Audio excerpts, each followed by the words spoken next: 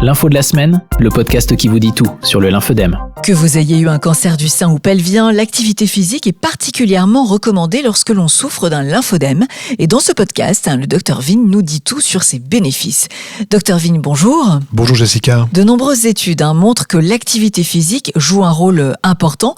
Quelle est son influence exactement ? Est-ce que par exemple, elle peut avoir un effet préventif dans le lymphodème ? Alors c'est fondamental, l'activité physique, on va en reparler beaucoup.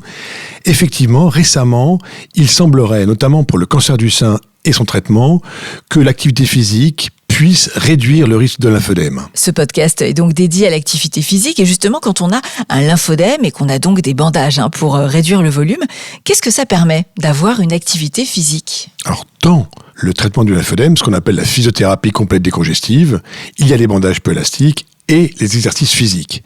Et ces exercices physiques sont indispensables pour réduire le volume puisque le muscle contracte dans le bandage qui est inextensible et donc augmente le débit lymphatique et améliore et permet d'améliorer le volume. Alors de nombreux sports ont été étudiés pour mesurer leur efficacité. Quels sont ceux qui sont particulièrement recommandés ? Il n'y a pas de sport particulièrement recommandé. Le sport le plus recommandé, c'est celui qu'on aime et qu'on pratiquera régulièrement. Les sports d'eau, par exemple.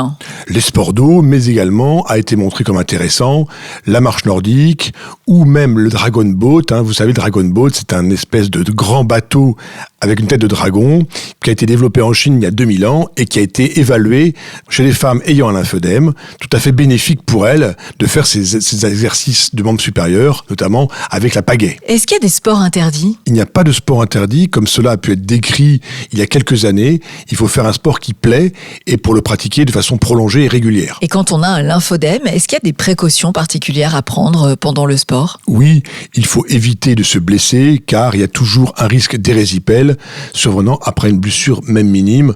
Donc c'est une précaution mais pas une interdiction. À l'effort, on peut remarquer parfois que le volume du membre concerné peut augmenter. Ça, c'est un signe d'aggravation ? Absolument pas, car effectivement, tout le monde, quand on fait une activité physique, voire du sport, y compris intensif, le volume du membre augmente de volume et dans le cas du lymphodème, c'est transitoire et ce n'est surtout pas un signe d'aggravation du lymphodème. Merci beaucoup, Dr Stéphane Vigne. On se retrouve dans le prochain podcast pour parler encore et encore de l'activité physique si importante dans le cas d'un lymphodème et de manière générale d'un cancer. À bientôt. Merci, à bientôt. L'info de la semaine, le podcast qui vous dit tout sur le lymphodème.